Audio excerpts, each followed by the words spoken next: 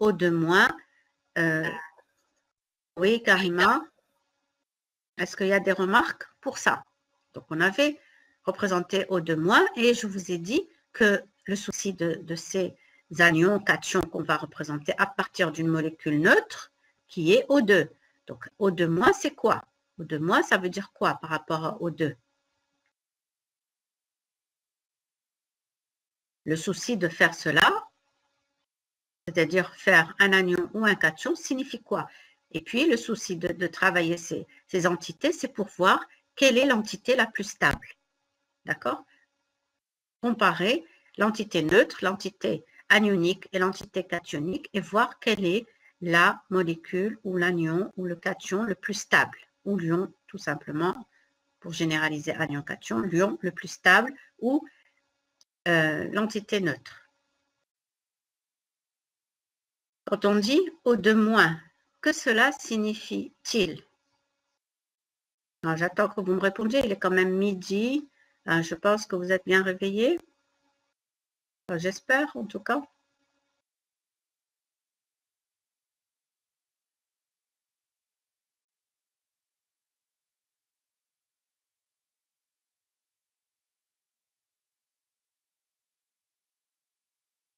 Alors, je continue parce que je n'ai pas de réponse. Donc, O2- signifie qu'on a ajouté un moins à la molécule O2. Et qui dit moins dit un électron, parce que l'électron, c'est lui qui porte la charge moins. Donc, si je dis O2-, cela signifie que j'ai ajouté un électron à la molécule O2, qui était neutre. Donc, je fais la même chose que pour la molécule O2.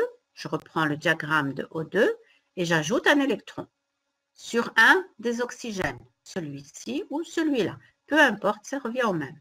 Et quand je vais ajouter un électron, je vais l'ajouter toujours de la même manière par ordre d'énergie croissante. Donc ici, j'ai encore une place pour ajouter un électron. Et si je devais traiter O2 2-, je vais ajouter encore un électron ici. Ça, c'est un exemple. Donc, l'électron, je l'ajoute ici. Et le plus important... Oui, Mohamed. J'ai un écho. Alors, je viens ici, donc, c'est l'endroit où j'ai mes orbitales moléculaires, au centre des deux axes.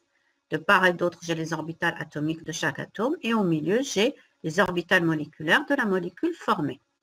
Donc, O2, j'étais arrivé à πx1, πy1, pardon, étoile, πx étoile 1, πy étoile 1. Quand je vais ajouter un électron, pareil, je vais l'ajouter là où j'ai encore de la place. Donc ici, je vais ajouter l'électron que j'ai ajouté sur cet oxygène. Il va venir ici. Si je dois ajouter un autre électron, il va venir ici. Et ainsi de suite. Donc, par ordre d'énergie croissante. Donc, quand j'observe cette molécule obtenue, cet anion obtenu, O2-, est-ce qu'il est, la question que je pose, c'était ça où on était arrivé, est-ce qu'il est plus stable ou moins stable que O2? Juste par observation de ce que j'ai fait ici. Est-ce que O2- est plus stable que O2 ou moins stable que O2? À cette question, si je ne comprends pas, si je n'ai pas compris ou je ne trouve pas la réponse vient dans où est-ce que j'ai ajouté l'électron? Oui, Kautar. Où est-ce que j'ai ajouté l'électron? Là, quand même, vous pouvez me répondre. Vous n'avez qu'à... OK, Kautar, O2- est moins stable que O2. Kautar a dit, mais moi je dis ni c'est bien, ni c'est pas bien, je dis pourquoi. Je demande pourquoi. Parce que si je réponds par oui ou non, je dois expliquer. De toutes les manières, toute réponse doit être argumentée. Donc, si je dis que O2- est moins stable que O2, je dois donner les raisons. Pourquoi O2- est moins stable que O2?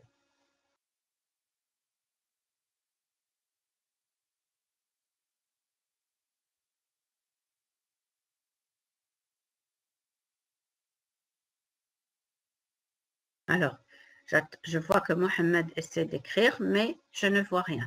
Donc, je vais continuer. Je ne vais pas répondre pour l'instant, mais je vais vous donner encore une réflexion. Calculez l'indice de liaison de O2-. Calculez l'indice de liaison de O2-.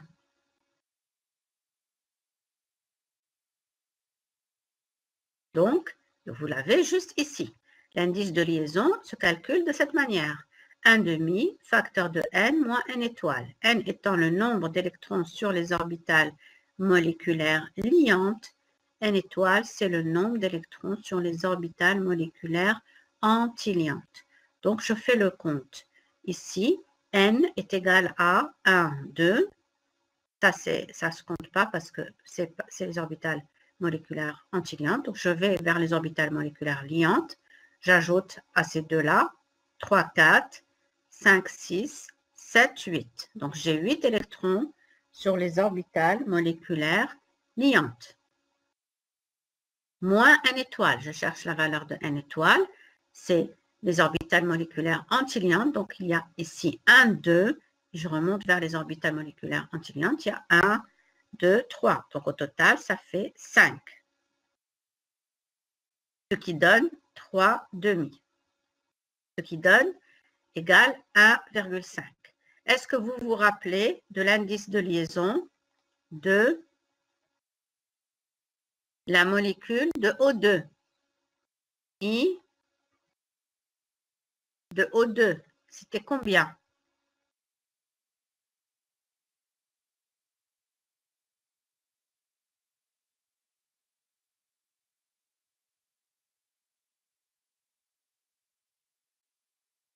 Même si vous ne vous rappelez pas, très bien Mohamed, même si vous ne vous rappelez pas, très bien Hiba, même si vous ne vous rappelez pas, regardez, O2, c'était sans cet électron-là. Très bien Kauta.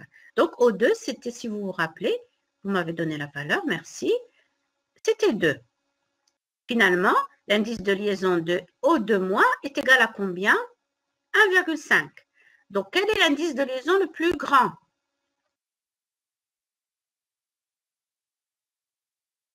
Bien sûr, Mohamed, c'est O2. Donc, celui qui possède, merci Kautar, l'indice de liaison le plus grand, c'est celui qui a le plus de liaisons, c'est-à-dire entre les deux atomes. Et en fait, les liaisons, c'est quoi? C'est des électrons. Donc, il y a plus d'interactions. Donc, il y a plus de stabilité de cette molécule. La molécule est plus stable. Donc, déjà, en comparant les indices de liaison, je peux dire que O2 est plus stable que O2-. Première chose. Deuxième chose, je regarde ici. Qu'est-ce que j'ai fait? L'électron que j'ai rajouté, je l'ai rajouté où? Vous pouvez me répondre. J'ai rajouté l'électron que j'ai rajouté pour la molécule O2-. Par rapport à O2, je l'ai rajouté où? Je l'ai rajouté ici. Ici, c'est quoi? C'est une orbitale moléculaire antiliante. Quelles sont les propriétés de ce type d'orbital? Des orbitales moléculaires antiliantes, ce sont des orbitales qui déstabilisent la liaison.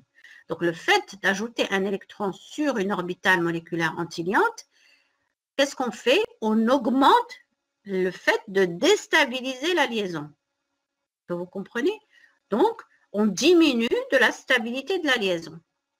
Donc, effectivement, si je vois où j'ai ajouté l'électron, je peux dire que puisque cet électron est ajouté sur une orbitale moléculaire antiliante, cet anion formé sera moins stable que la molécule neutre. Est-ce que vous avez compris le raisonnement? Donc voilà tout ce qui va découler du fait d'ajouter un électron sur une orbitale moléculaire antiliante. Vous voyez, puisqu'on a ajouté un électron sur une orbitale moléculaire antiliante, c'est ça le plus important, alors, qu'est-ce qui s'est passé? Premièrement, l'anion obtenu sera moins stable que la molécule neutre. Pourquoi? Parce que l'électron a été rajouté sur une orbitale antiliante, donc qui défavorise la liaison. L'indice de liaison va diminuer d'une demi-liaison, comme on a pu le remarquer. L'indice de liaison de O2- est égal à moins est égal à 1,5, ça veut dire moins une demi-liaison par rapport à 2, qui était l'indice de liaison de O2. Donc, j'ai diminué d'une demi-liaison l'indice de liaison. Donc, l'énergie de liaison sera diminuée puisque l'anion obtenu est moins stable. Il aura donc une énergie de liaison qui sera plus petite que l'énergie de liaison de O2. Puisque la molécule O2 est plus stable que O2-, il va me falloir une plus grande énergie pour casser la liaison, vu qu'elle est plus stable. C'est comme ça qu'il faut comprendre cette énergie de liaison. Plus la molécule est stable, plus l'énergie de liaison sera grande. Par contre, plus la longueur de la liaison sera grande parce que l'énergie de liaison a diminué. Donc, plus la molécule sera stable, plus la longueur de liaison sera petite. D'accord? C'est le contraire de l'énergie de liaison. Puisque O2- est moins stable que O2, donc sa longueur de liaison sera augmentée. La longueur de liaison de O2- sera supérieure à la longueur de liaison de O2. Puisque plus la molécule est stable, plus les atomes sont rapprochés, plus il y a d'interactions. D'accord? Plus l'énergie sera grande pour casser cette liaison. C'est logique. Donc, réfléchissez de manière logique pour comprendre tout ce qui découle du fait d'ajouter un électron sur une orbitale moléculaire antiliante. Est-ce que c'est clair, le raisonnement? On va faire la même chose pour O2+. Que signifie O2+? O2+. Que signifie O2+? Signifie que j'ai enlevé un électron à O2. Donc, j'ai retranché un électron. Donc, je repars encore une fois de ma molécule O2 et je vais retrancher un électron dans un atome. Donc, O2, j'avais ici un électron et je l'ai enlevé. D'accord? Donc, j'ai O2+ pour celui-là et O pour celui-là. D'accord? Et puisque j'ai enlevé un électron ici, je dois l'enlever d'ici. Bien sûr, je vais l'enlever de la même manière que je vais aller dans le sens contraire. Donc, je vais enlever du niveau d'énergie le plus grand. Donc, je vais enlever celui-là ou celui-là, ça revient au même. Donc, on enlève celui-là. Donc, finalement, qu'est-ce qu'on a fait? Je peux, juste en observant cela, dire quelle est l'entité la plus stable. Est-ce que c'est O2 ou O2+? Quel est le plus stable? Comment je dois raisonner? Soit je raisonne par le calcul d'indice de liaison, soit je raisonne par le fait d'avoir retranché, voilà Mohamed, soit je raisonne par l'indice de liaison, soit, très bien Kautar, mais la réponse, tu dis O2+ est le plus stable, mais encore une fois, pourquoi? Donc, soit je raisonne par l'indice de liaison, et je calcule et je trouve le plus grand, c'est le plus stable, d'accord? Celui qui a l'indice de liaison le plus élevé sera l'entité la plus stable. Soit je raisonne par d'où j'ai retranché l'électron. L'électron, je l'ai retranché d'où? Je l'ai retranché d'une orbitale moléculaire antiliante. Si j'enlève un électron d'une orbitale moléculaire antiliante, ça veut dire que je vais augmenter, ça veut dire que je diminue les propriétés de cette orbitale. Puisque cette orbitale, elle agit pour défavoriser la liaison, puisque je diminue ses propriétés, donc je favorise la liaison, le contraire. Donc, puisque j'enlève un électron d'une orbitale moléculaire antiliante, je vais favoriser la liaison, puisque je diminue les propriétés de cette orbitale, de ce type d'orbitale qui, lui, défavorise la liaison. Soit je calcule l'indice de liaison. Donc, l'indice de liaison donne 1, 2, 3, 4, 5, 6, 7, 8, moins 1, 2, 3, moins 3, ce qui donne 5,5, ce qui donne 2,5. Donc, si je compare l'indice de liaison exactement Kautar avec de O2+, qui est égal à 2,5 avec l'indice de liaison de O2, qu'est-ce que je remarque? Que l'indice de liaison de O2+, a augmenté d'une demi-liaison. Donc, maintenant, je peux dire, j'argumente ce que je dis. Est-ce que l'entité O2+ est plus stable que O2? Je peux dire que O2+ est plus stable que O2. Oui, Anas. Mais je dois dire pourquoi. Justifier. Justifier, ça veut dire, soit je dis que l'indice de liaison, il a augmenté d'une demi-liaison, soit je dis que l'électron que j'ai retranché, je l'ai retranché d'une orbitale moléculaire antiliante. Donc, on fait la même chose que tout à l'heure et on va dire qu'est-ce qui va découler du fait de retrancher un électron d'une orbitale moléculaire antiliante. Alors, si je retranche un électron d'une orbitale moléculaire antiliante, l'ion obtenu, notamment ici le cation, est plus stable que la molécule neutre, c'est ce qu'on vient de dire.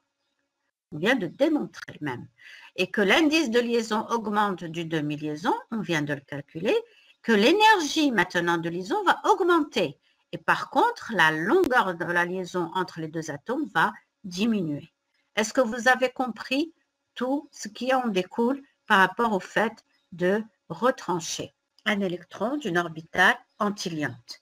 Donc, il faut retenir cela, mais surtout, il faut le comprendre. Merci, Kautal. Donc, il faut vraiment le comprendre, on ne va jamais l'oublier. Donc, on va continuer, si tout va bien, et on va aller vers un autre type de diagramme. Maintenant, on vient d'établir le premier type de diagramme d'énergie. Je vous ai dit, il y a deux types, même 3 types de diagrammes d'énergie. D'accord? 3. Le premier type, c'est ce qu'on a vu, c'est le diagramme d'énergie sans interaction SP. Et le diagramme d'énergie sans interaction SP complètement symétrique, c'est le diagramme pour les molécules de type A2, même atome, avec Z supérieur à 7, strictement supérieur à 7, c'est-à-dire à partir de 8, c'est-à-dire à partir de l'atome d'oxygène. OK? Maintenant, on va parler des autres diagrammes d'énergie de la molécule de type A2 toujours, d'accord? Donc, les atomes seront les mêmes de part et d'autre des axes, mais cette fois, on aura Z inférieur ou égal à 7. Premier cas qu'on va prendre, c'est la molécule N2. N2, N, il a quel Z? Égal à 7. D'accord? Donc, justement, c'est disons que c'est le dernier de la série de diagrammes d'énergie avec interaction SP. Et pourquoi on a interaction SP? Parce que justement, Z étant petit, les niveaux d'énergie, les écarts plutôt d'énergie entre S et P est petit. L'écart énergétique entre les orbitales de S et les orbitales de P est faible. Il est petit. Donc, il favorise cette interaction SP entre un atome et l'autre atome. L'orbital moléculaire sigma Z, du coup, qu'est-ce qui va découler de cette interaction SP? C'est ce qui va se passer. C'est que l'orbital moléculaire sigma Z va devenir moins stable que celle de Px, Py. Ainsi, l'énergie des orbitales moléculaires sigma Z est plus grande que celle des orbitales moléculaires de Px, Py. C'est la seule différence qui va arriver quand on aura un diagramme avec interaction SP. Je vous le montre ici. Qu'est-ce qui s'est passé? Donc, tout est pareil. Puisqu'on a une molécule de type A2, on aura les mêmes niveaux ici pour les énergies S et P. Même niveau de part et d'autre, puisque c'est le même atome. Qu'est-ce qui va changer aussi ici au niveau des orbitales moléculaires? Seulement ces deux niveaux d'énergie des orbitales moléculaires, sigma Z avec Px, Py. C'est tout. C'est pour ça qu'il faut bien comprendre. D'abord, partir avec le diagramme d'énergie sans interaction sp qui est complètement symétrique. Donc, vous avez sigma s étoile, puis sigma z, pi x, pi y, et pareil ici, une symétrie par rapport à cet axe où il y a les orbitales atomiques de p. D'accord? De part et d'autre, on a pi x, pi y, et pi x, pi y étoile, et de l'autre, plus loin, sigma z plus bas et sigma z étoile plus haut. Ça, c'est sans interaction. Maintenant, avec interaction, qu'est-ce qui se passe? C'est que la 2P est proche de la 2S. L'écart énergétique est faible. Donc, qu'est-ce qui se passe? La 2P avec la 2S, ils vont avoir des interactions. Et pareil, la 2S avec la 2P. Qu'est-ce qui se passe? À ce niveau-là, on a inversion de ces deux niveaux d'énergie. Sigma Z devient moins stable que pi x, pi y. Du coup, pi x, pi y deviennent plus stables par conséquent et leur niveau d'énergie plus faible. C'est tout. Rappelez-vous de ça. Donc, première chose, qu'est-ce qu'il faut faire? Quand on a un diagramme d'énergie à faire ou à établir, il faut se poser première question. La première question qu'il faut se poser, c'est quel type de molécule? Est-ce que c'est type A2 ou type AB? Donc, type AB, on y reviendra après.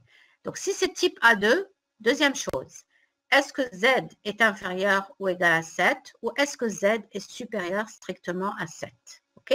Inférieur ou égal à 7, diagramme d'énergie avec interaction. Supérieur strictement à 7, diagramme d'énergie sans interaction. OK? Et après, on fait la même chose. Donc, déjà, on pose ces choses-là dans notre tête. On sait ce qu'on va avoir comme niveau d'énergie au niveau des orbitales moléculaires. On aura ce cheminement, donc sigma S étoile, Px, Py, sigma Z, Px étoile, Py étoile, sigma Z étoile. Et ensuite, on place les électrons pour ne pas se tromper. D'accord? Donc, N, on a ces 1, 2, 3, 4, 5 électrons de valence. Donc, chaque N, on lui pose ces 5 électrons de valence et on commence à remplir les orbitales moléculaires par les électrons qu'on a de part et d'autre. Puisqu'on a 5 ici, on peut compter directement qu'on en a 10 et on les place. Ou sinon, on peut placer directement ces 4 et ensuite placer ces 6. OK? Alors, on a donc placé ces 4. On a 1, 2, 3, 4. Et après, on place les 6 qui restent. On a 1, 2. Et ensuite, on a Paris 3, 4. Et ensuite, 5, 6. Et voilà, on a tout placé. Donc, si on observe maintenant cette configuration électronique des orbitales moléculaires, qu'est-ce qu'on peut dire? Est-ce que N2 a des propriétés magnétiques, comme on a vu pour l'oxygène? Est-ce que N2 possède des propriétés magnétiques?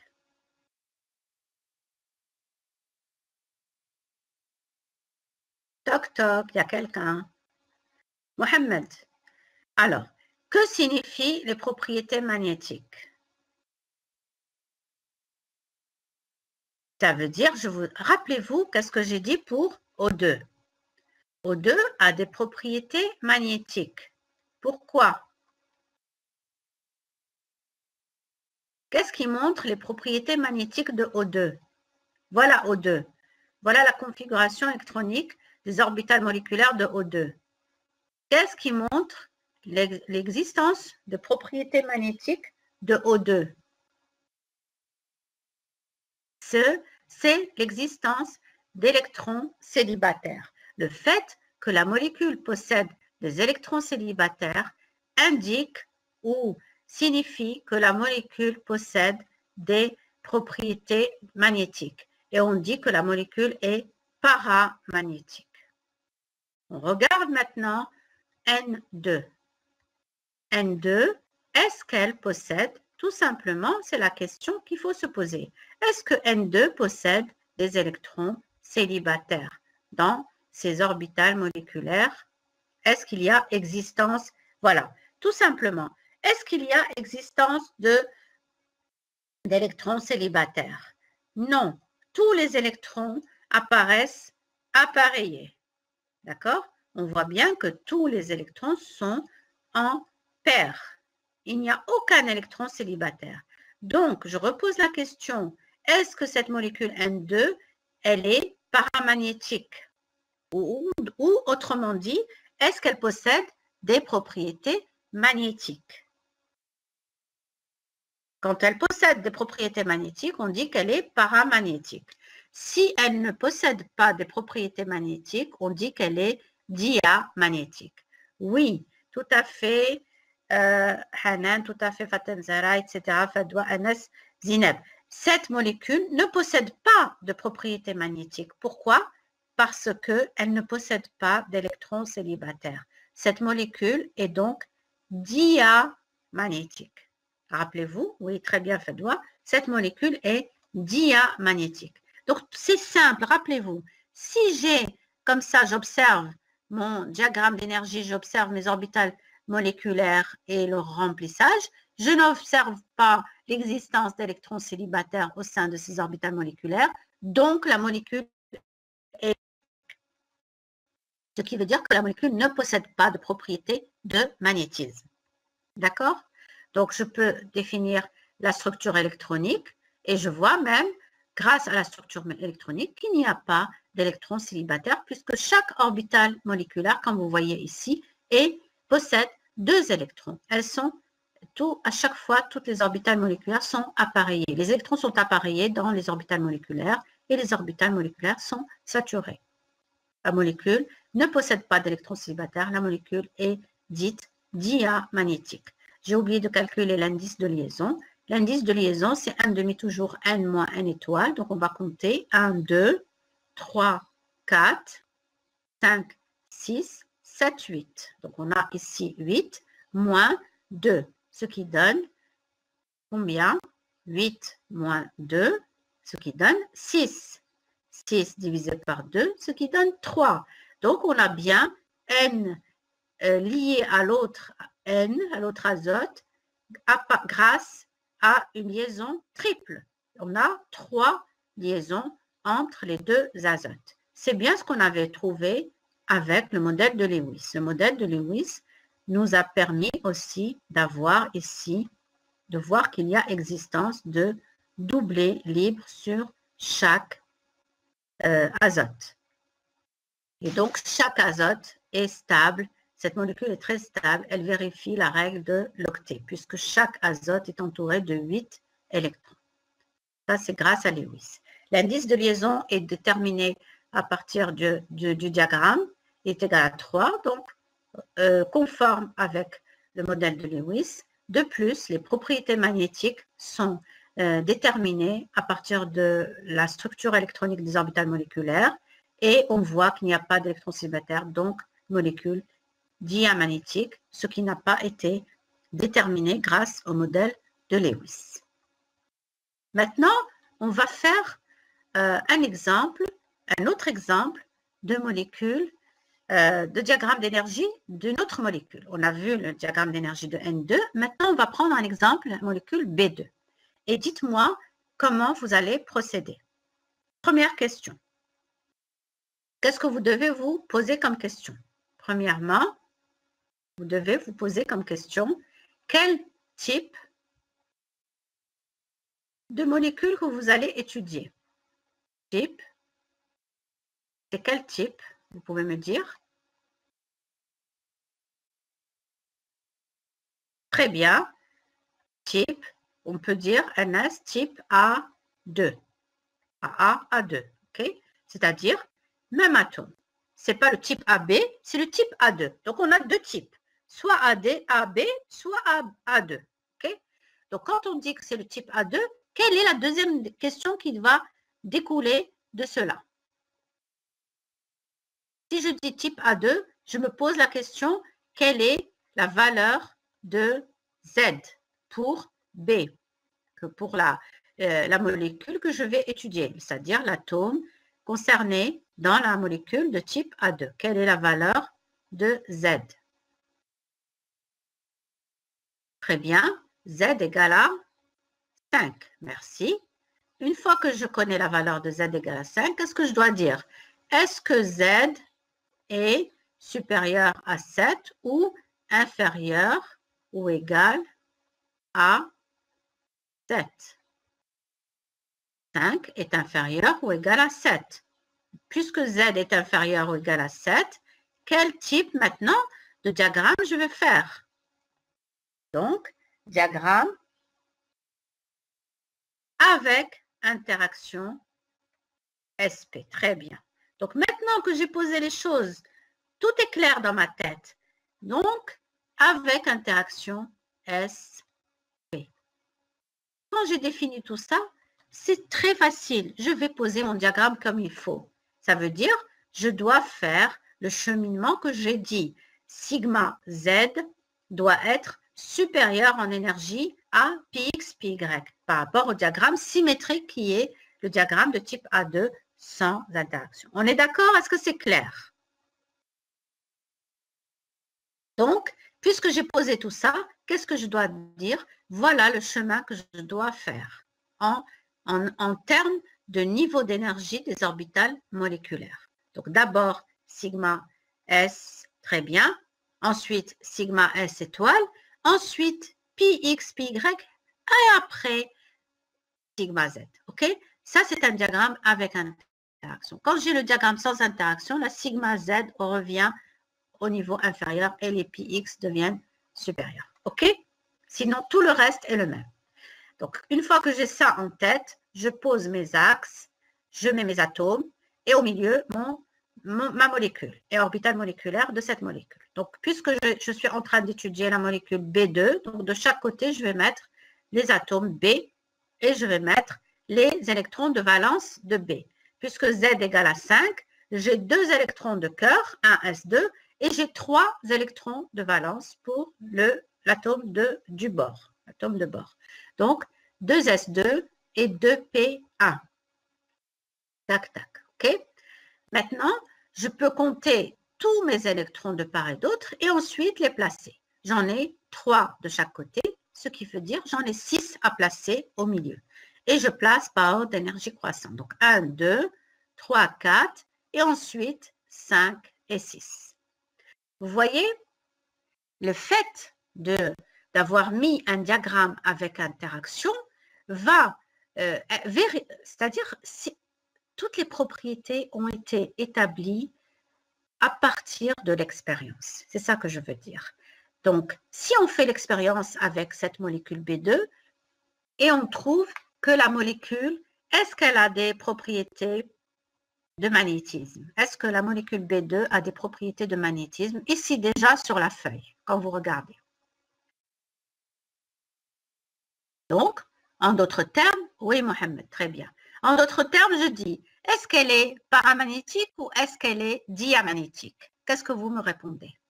Est-ce que la molécule est paramagnétique? Très bien Mohamed, ou diamagnétique? Elle est paramagnétique. Je vais dire pourquoi. Justifier. Pourquoi elle est paramagnétique? Pourquoi la molécule est paramagnétique? Parce que tout simplement, c'est ça la bonne réponse. Merci Mohamed. Tout simplement, elle a des électrons célibataires. Donc, la molécule est paramagnétique. Alors maintenant, je vous pose la question à l'envers. Si j'avais considéré que le diagramme de B2, très bien à tout le monde, si j'avais considéré que le diagramme de B2 était sans interaction SP. D'accord? Alors, projetez cela. Il est sans interaction SP. Qu'est-ce que ça veut dire?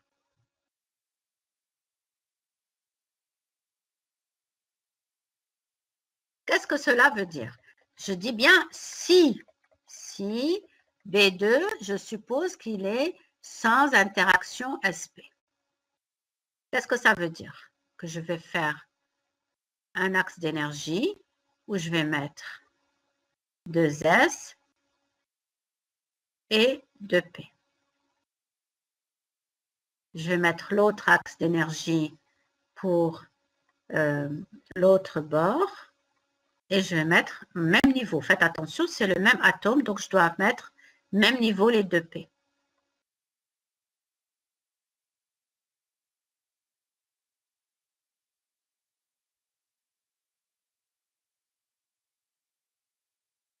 D'accord?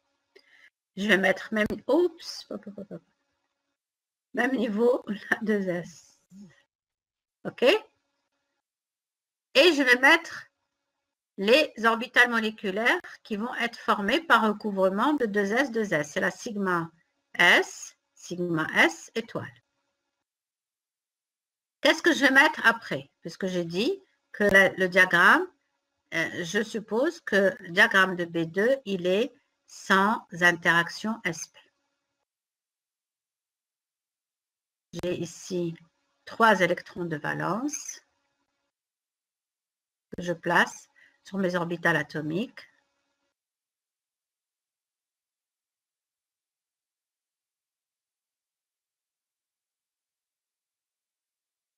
Okay. Et donc, je place mes électrons sur ensuite mes orbitales moléculaires. J'ai dit que le diagramme était sans interaction SP. Ça veut dire quoi? Ça veut dire que j'ai d'abord sigma Z, parce que quand je n'ai pas d'interaction SP, la sigma Z est plus stable que la Px, Pi étoile. OK? Ensuite, j'ai, bien sûr, avec une symétrie ici, d'accord? Ici, ce n'est pas le cas, mais je vous ai dit, hein, sur la feuille, essayez de faire cette distance égale de part et d'autre de cet axe ici qui donne le niveau d'énergie des orbitales atomiques. OK? Donc ça, c'est quand je suppose que si la molécule B2 possède un diagramme sans, je dis bien, si, sans interaction SP. C'est juste pour vous montrer pourquoi il y a eu cette règle.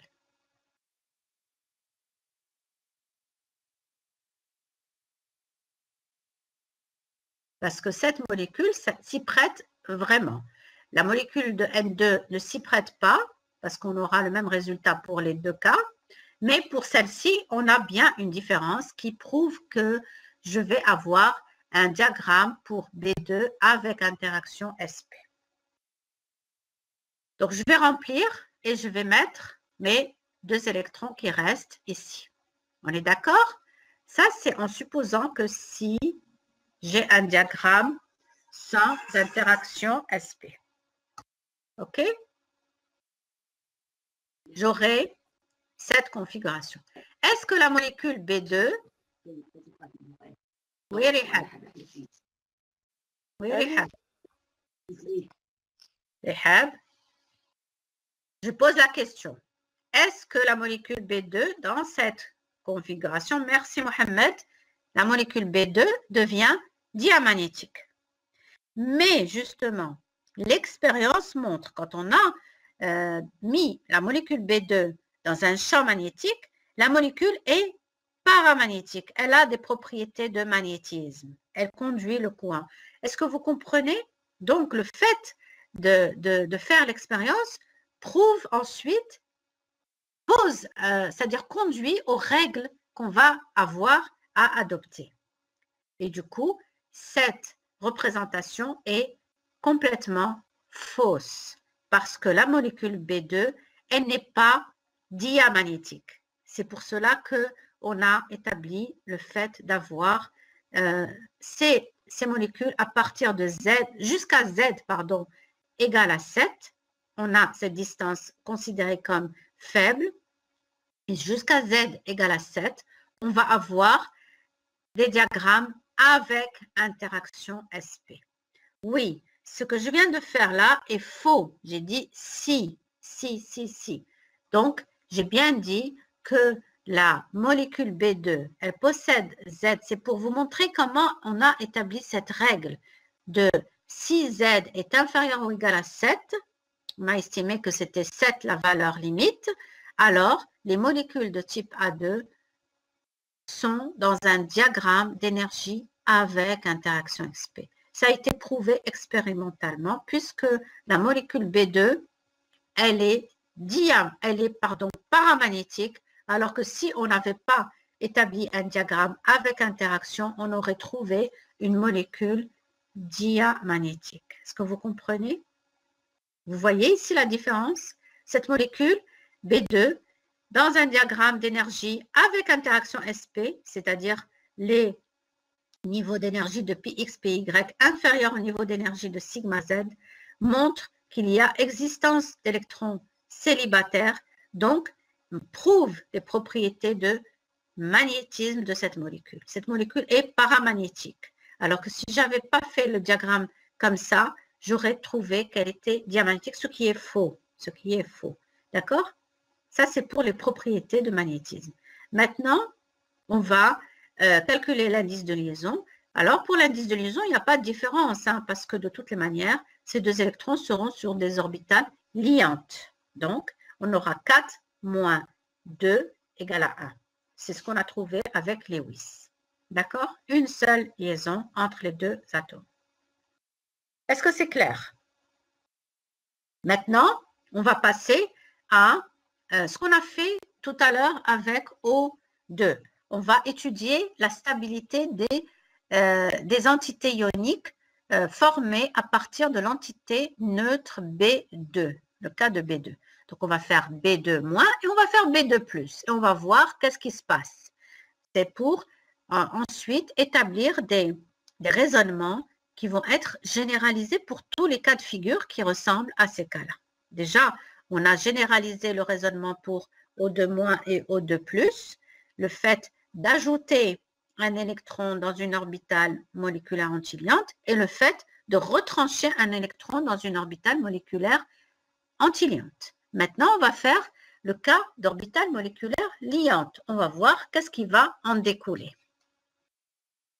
Alors, B2-, que signifie B2- signifie que j'ai ajouté un électron sur un atome de bord. Donc, un électron, on va l'ajouter ici, au niveau de l'atome, et au niveau de la molécule, on va l'ajouter là, par ordre donc d'énergie croissante. Donc, on va l'ajouter là ou là, ça revient au même.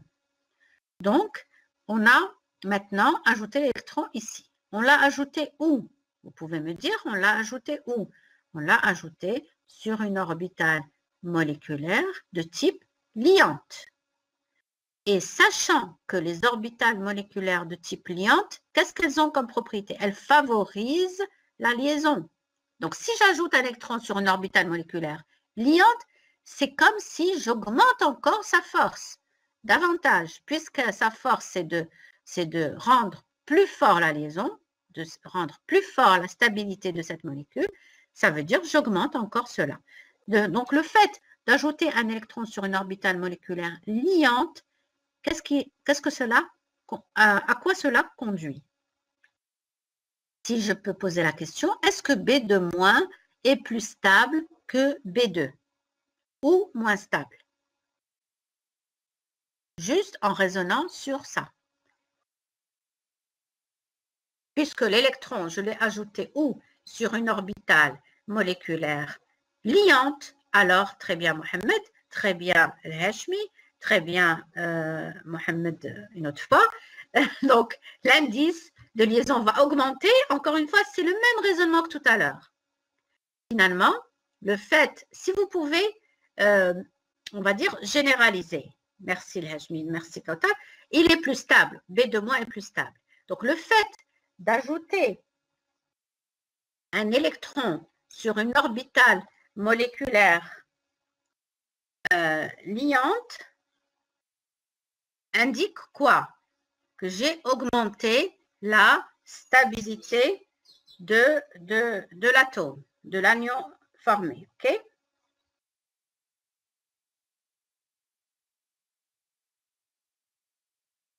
Désolée.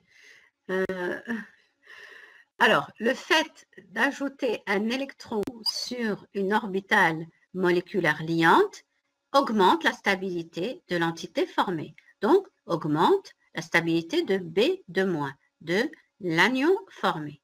Je peux vérifier cela par le calcul de l'indice de liaison. En effet, je peux confirmer encore cela. Je calcule l'indice de liaison. J'ai 1, 2, 3, 4, 5. 5 moins 2, ce qui fait 3,5, ce qui fait 1,5. Donc, l'indice de liaison a augmenté d'une demi-liaison. Finalement, ce résultat, il est le même que quel résultat par rapport à ce qu'on a fait tout à l'heure pour O2-, O2+, et O2? Donc, finalement, le fait d'ajouter un électron sur une orbitale moléculaire liante est similaire et égal à quoi? Qu'on a fait tout à l'heure. Pour lequel on a abouti à ce même résultat.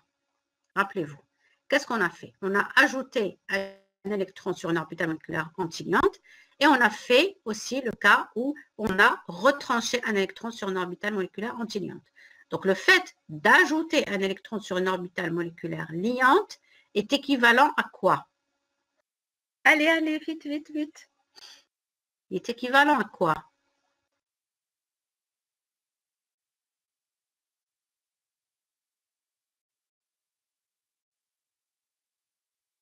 Le fait d'ajouter un électron sur une orbitale moléculaire liante est équivalent à l'Ismaël. Allez, allez, allez. Est équivalent à quoi? Est équivalent au fait de retrancher un électron sur une orbitale moléculaire antiliante. Puisque quand je retranche un électron sur une orbitale moléculaire antiliante, j'augmente la stabilité. Et quand je rajoute un électron sur une orbitale moléculaire liante, j'augmente la stabilité. Donc, tout le raisonnement sera le même. D'accord? Donc, on peut ici raisonner. Est-ce que vous avez compris? Très bien. Donc, le fait d'ajouter un électron sur une orbitale moléculaire liante, qu'est-ce qu'on obtient? L'anion obtenu est plus stable, l'indice de liaison augmente d'une demi-liaison, l'énergie sera augmentée et la longueur sera diminuée. Ce résultat est également complètement identique au fait de retrancher un électron sur une orbitale moléculaire antiliante. C'est exactement le même résultat. Parce que le fait d'ajouter un électron sur une orbitale moléculaire liante ou bien retrancher un électron sur une orbitale moléculaire antiliante conduit à quoi? À augmenter la stabilité de l'entité obtenue. D'accord? Donc, même raisonnement. Maintenant, on va former la molécule B2+, et on va raisonner de la même manière. Donc, on a ici enlevé un électron. Automatiquement, on va enlever un électron d'ici. Ici, ça revient au même. D'accord? Donc, on va enlever un électron. Voilà. Qu'est-ce que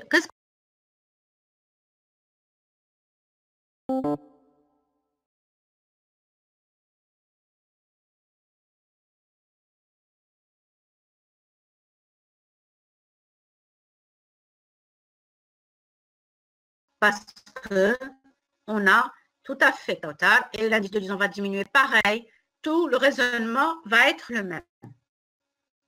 Donc, l'entité B2+ sera moins stable parce qu'on a retranché un électron d'une orbitale moléculaire liante, puisque l'orbitale moléculaire liante favorise la liaison. Si on lui a enlevé un électron, on a diminué de ses propriétés. Donc, on a diminué de la stabilité. Donc, pareil, ce raisonnement sera identique au raisonnement précédent, qui était le fait, pour O2, c'était le fait d'ajouter un électron sur une orbitale moléculaire antiliante, d'ajouter un électron sur une orbitale moléculaire ou de retrancher un électron sur une orbitale moléculaire liante. Ce résultat conduit à diminuer de la stabilité de l'entité formée. Donc, on aura le même raisonnement que pour tout à l'heure. On aura l'ion obtenu sera moins stable, l'indice diminue d'une demi-liaison, l'énergie diminue et la longueur de la liaison augmente. Vous voyez, c'est exactement la même chose que si on ajoute un électron sur une orbitale moléculaire antiliante. Donc, le fait d'ajouter un électron moléculaire antiliante ou le fait de retrancher un électron sur une liante, raisonnement, quelque chose de moins stable. OK? Est-ce que c'est clair? Donc, est-ce que c'est clair? Donc, si je veux, pour finir, seulement classer les trois molécules. Quelle est la plus stable, de la moins stable à la plus stable? Donc, pour B2. B2. Alors, B2.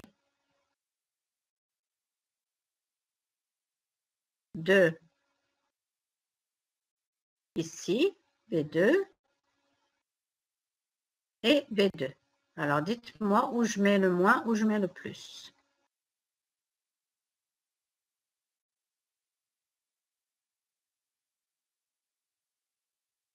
Donc, B2 moins.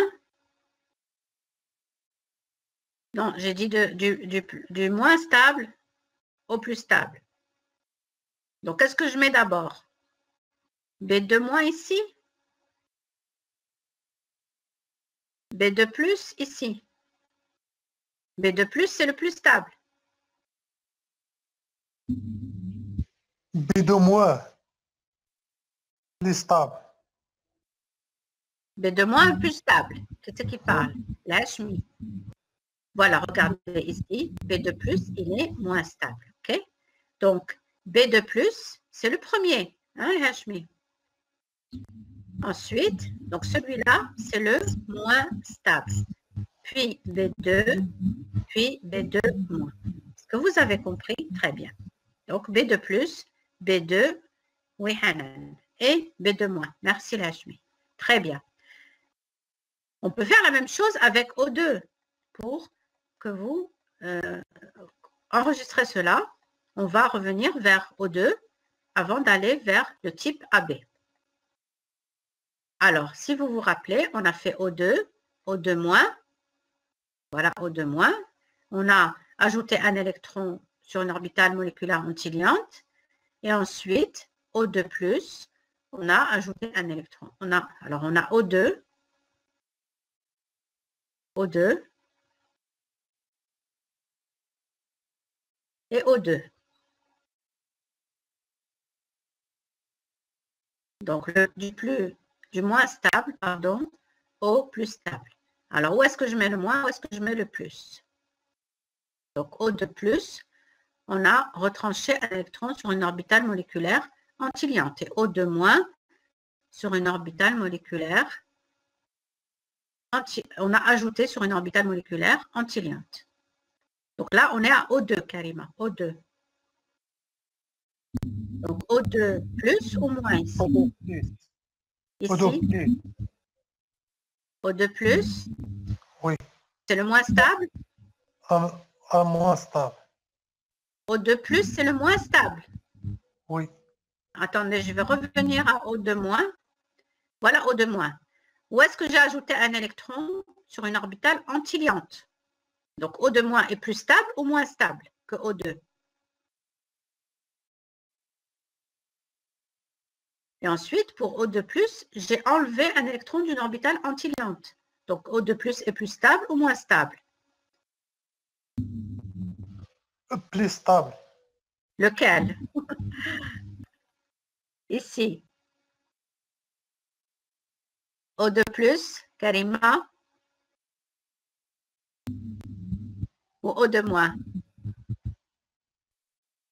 O2 plus. Ici plus? Plus.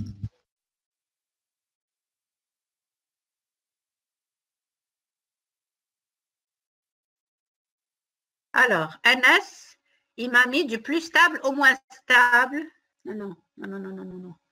Tu m'as mis O2+, O2- et O2. Non. O2+, oui. Oui, Kautar. Madame, O2-, c'est moins stable. Et Oui. O2, O2+, c'est le plus stable. Oui, alors, Kautar, O2-, j'ai ajouté un électron sur une orbitale antiliante. Donc, j'ai favorisé l'orbital, alors que l'orbital, j'ai augmenté ses propriétés, ou les propriétés de la chnahuma, déstabiliser la liaison. Donc, on a la force ديالها. Un électron, une orbitale antiliante. Donc, j'ai diminué de la stabilité parce que la force ديالها. Donc, O2-, il est plus stable ou moins stable? O2- est moins stable que O2. Ensuite, pour O2+, qu'est-ce que j'ai fait? J'ai enlevé un électron d'une orbitale antiliante. Donc, j'ai diminué la force d'Yala, le contraire. J'augmente la force d'Yala, il a je diminue la force ديالها ولكن la force ديالها شنو هي puisque c'est une antiliante la force ديالها هي ديال la stabilité donc il a زدت فيها un électron زدت في la déstabilisation نقصت alors نقصت منها من la force ديالها donc زدت في la stabilité il y a un peu la différence donc O2 plus est plus stable que O2 et vous voyez ça aussi avec la valeur de l'indice de liaison. D'accord? Vous calculez l'indice de liaison.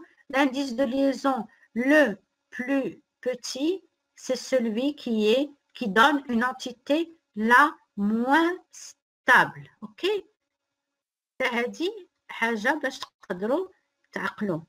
L'indice de liaison de O2-, il va être inférieur. Ça, c'est l'ordre de stabilité croissant, c'est-à-dire du plus petit au plus grand.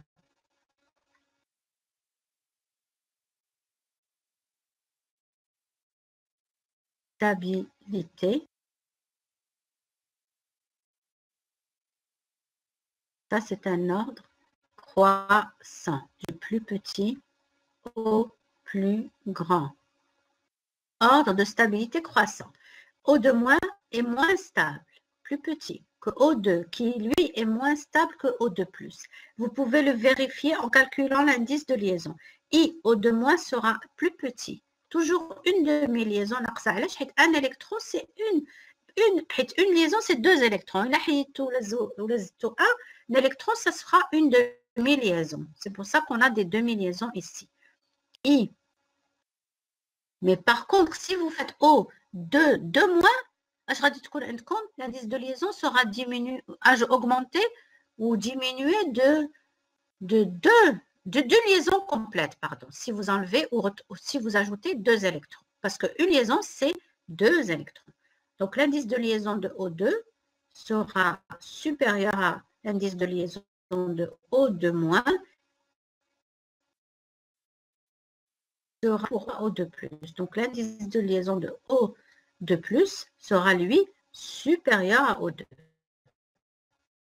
Donc, alors, c'est revenu ici. Tant mieux, parce que j'ai vu qu'il y avait encore des noms, des choses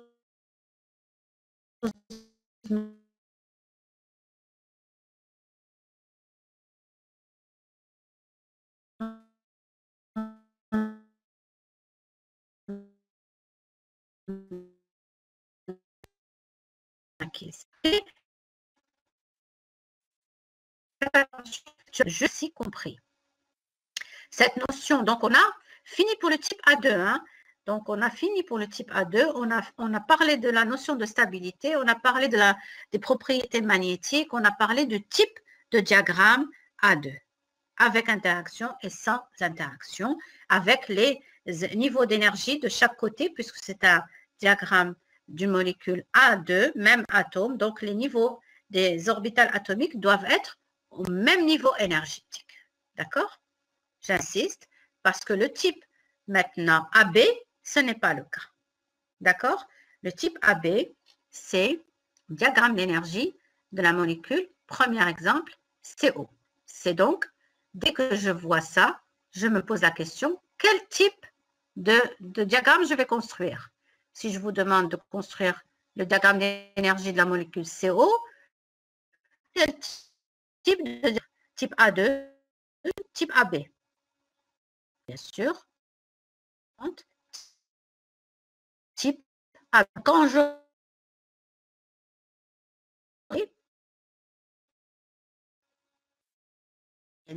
vais diagramme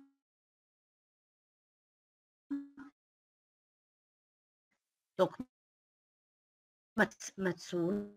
Lorsque vous avez un type A,